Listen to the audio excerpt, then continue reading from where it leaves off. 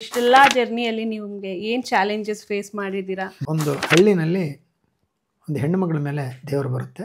ಒಂದು ಬೇಲದ ಮರದ ಕೆಳಗಡೆ ಇದ್ದಕ್ಕಿದ್ದಂಗೆ ನನ್ನ ಮೈ ಮೇಲೆ ದೇವರು ಬಂದ್ಬಿಡ್ತು. ಏಯ್ ಏನು ಮಾಡ್ತಾ ಇದ್ದೀರಾ ನೀವು? ಇವನು ಯಾರು ಗೊತ್ತಾ?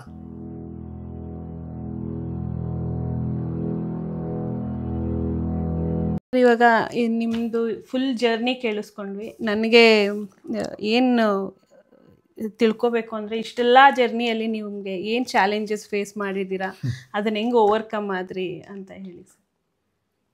ಚಾಲೆಂಜಸ್ಸು ತುಂಬ ಇದೆ ಹೇಳ್ಕೊಳ್ಳಿಕ್ಕೆ. ಅದರಲ್ಲಿ ನಾನು PhD ಮಾಡುವಾಗ ಒಂದು ಸಂದರ್ಭನ ಹೇಳಿ ಬಹುಶಃ ನನ್ನ ಮಾತುಗಳನ್ನ ಮುಗಿಸ್ತೇನೆ. ಈ ಈರುಳ್ಳಿಗರಲ್ಲಿ ದೆವ್ವ ಬಿಡಿಸೋದು, ದೇವ್ರ ಮೈ ಮೇಲೆ ಬರೋದು ಒಂದು ಪದ್ಧತಿ ಇದೆ. ನನಗೆ ಒಂದು ಆಸೆ ಏನಂತಂದರೆ, ಅವರ ಇಡೀ ಬದುಕನ್ನು ನಾನು ಕಟ್ಕೊಡ್ಬೇಕು ಅನ್ನೋದು ನನ್ನ ಇರಾದೆ. ಜೀವನದ ಚಾಲೆಂಜನ್ನು ನಾನು ಪಕ್ಕಕ್ಕೆ ಇಡ್ತೀನಿ. ನನ್ನ ಕ್ಷೇತ್ರ ಕಾರ್ಯ ಸಂದರ್ಭದಲ್ಲಿ ಆದ ಒಂದೇ ಒಂದು ಚಾಲೆಂಜನ್ನು ಹೇಳಿ ನನ್ನ ಮಾತುಗಳನ್ನ ಮುಗಿಸ್ತೇನೆ. ಅದೇನಪ್ಪ ಅಂತಂದರೆ, ಒಂದು ಹಳ್ಳಿನಲ್ಲಿ ಒಂದು ಹೆಣ್ಣು ಮಗಳ ಮೇಲೆ ದೇವರು ಬರುತ್ತೆ. ಬೇರೆ ಬೇರೆ ಜನಾಂಗದ ದೆವ್ವಗಳನ್ನ ಬಿಡಿಸೋವಂಥ ಕೆಲಸ ಆಕೆ ಮಾಡ್ತಾಳೆ. ನಾನು ಅಂಥದ್ದೊಂದು ಜನರ ವಿಶ್ವಾಸವನ್ನು ಪಡ್ಕೊಳ್ಳಿಕ್ಕೆ 6 ತಿಂಗಳು ಹೋರಾಟ ಮಾಡಿದ್ದೇನೆ. ಅಂದರೆ ಓಡಾಟ ಅಂಥೇಳಿ ಅವ್ರ ಜೊತೆಗೆ ಸಾತತ್ಯವನ್ನು ಬೆಳೆಸ್ಕೊಂಡು, ಇಲ್ಲ ಇವನು ನಮ್ಮವನೇ ಅನ್ನೋ ರೀತಿ ಒಳಗೆ ನಂಬಿಕೆಯನ್ನು ತರಿಸ್ಕೊಂಡು ಒನ್ ಫೈನ್ ಡೇ ಏನು ಮಾಡ್ತೀನಿ, ಆ ಊರಿಗೆ ಹೋಗ್ತೀನಿ. ಅಮಾವಾಸ್ಯೆ ರಾತ್ರಿ ದೇವರು ಬರೋಳು ಪೂರ್ವಾಭಿಮುಖವಾಗಿ ಕೂತ್ಕೊಳ್ತಾಳೆ, ದೆವ್ವ ಬರೋಳು ಅವಳಿಗೆ ಎದುರಾಗಿ ಕೂತ್ಕೊಳ್ತಾಳೆ. ಇವಳಿಗೆ ದೇವರು ಬರುತ್ತೆ, ಅವಳಿಗೆ ದೆವ್ವನೂ ಬರುತ್ತೆ. ದೇವರು ಬಂದವಳು ನನ್ನ ದುರ್ಗುಟ್ಟು ನೋಡೋಕ್ಕೆ ಶುರು ಮಾಡ್ತಾಳೆ. ಆ ಊರಿನ ಯಜಮಾನ ಬಂದು, ಯಾಕವ್ವ ಏನಾಯ್ತವ ಅಂತ ಕೇಳ್ತಾನೆ.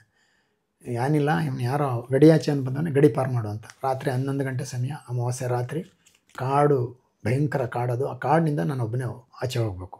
ಇಂಥದ್ದೊಂದು ಸಂದರ್ಭ ಕ್ರಿಯೇಟ್ ಆದಾಗ ಆ ಊರಿನ ಜನ, ಸ್ವಾಮಿ ನೀವು ಹೋಗಲೇಬೇಕು ಸ್ವಾಮಿ.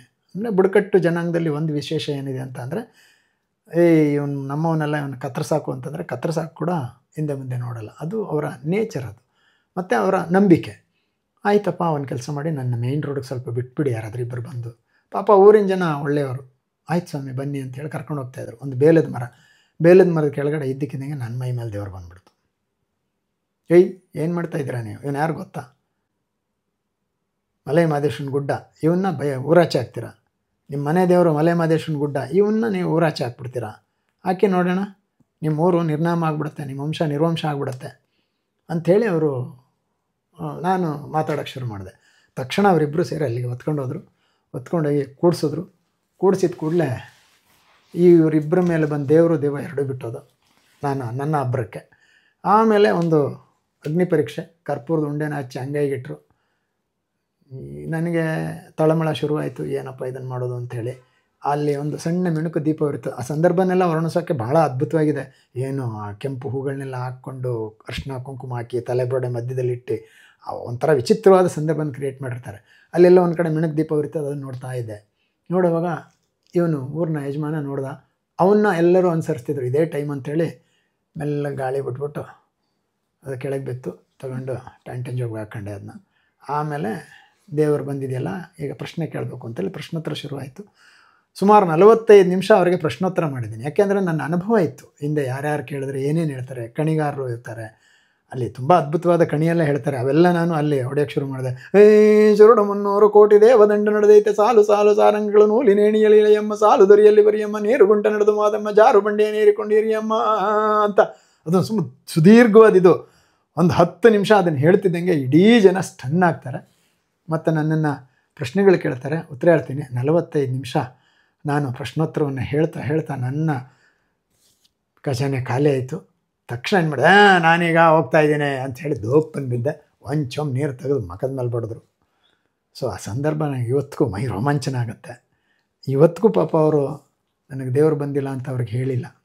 ಅದೇ ನಂಬಿಕೆ ಒಳಗೆ ಇವತ್ತು ನಾನು ಹೋದರೆ, ಸ್ವಾಮಿಗಳು ಬಂದರು ಅಂಥೇಳಿ ಎದ್ದು ನಿಂತ್ಕೊಳ್ಳೋದೇನೋ, ಕೈ ಮುಗಿಯೋದೇನೋ ಎಲ್ಲ ಮಾಡ್ತಾರೆ. ಸೊ ಇದೊಂದು ನಾನು ನನ್ನ ಅಧ್ಯಯನದ ಸಂದರ್ಭದಲ್ಲಿ ಅನುಭವಿಸಿದಂಥ ಒಂದು ಅದ್ಭುತವಾದಂಥ ಅನುಭವ. ಇಂಥ 10 ಅನುಭವಗಳು ನನ್ನ ಜೋಳಿಗೆಯಲ್ಲಿದ್ದಾವೆ. ಇನ್ನೊಮ್ಮೆ ಯಾವಾಗಾದರೂ ಸಮಯ ಸಿಕ್ಕಾಗ ಹೇಳ್ತೀನಿ. ಸೊ ಇದಿಷ್ಟು ನನ್ನ ಕತೆ.